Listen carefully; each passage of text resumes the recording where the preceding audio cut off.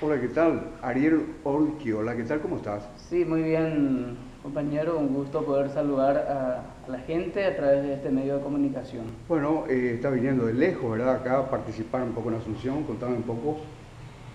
Así es, desde Canindeyú, el 14º departamento del Paraguay, específicamente del distrito de Nueva Esperanza.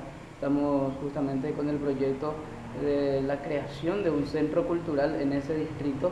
Los pobladores de Nueva Esperanza son en su mayoría inmigrantes del vecino país, Brasil en este caso.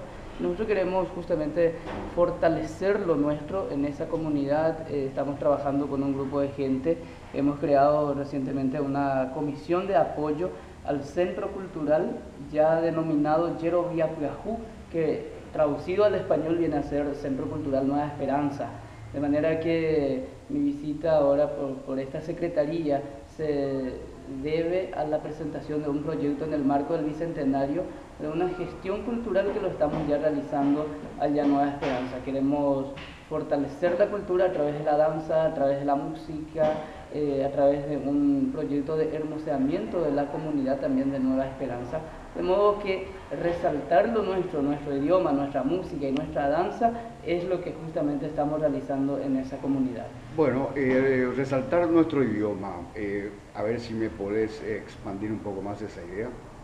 Bueno, la idea de expandir nuestro idioma, el dulce idioma guaraní, lengua oficial del Paraguay, lo queremos hacer a través de algunos carteles, de ir poniendo Mumila llegó a nivel apeaningos a una institución escuela boejao, que como dice oípe escuela frente pe ya eso España y em boejao, o como dice wipe pembo boejao orera. Upeisan de ahí tupao, viruro que jaeva banco, tabao, y que todavía tabaroga, jaeva una municipalidad.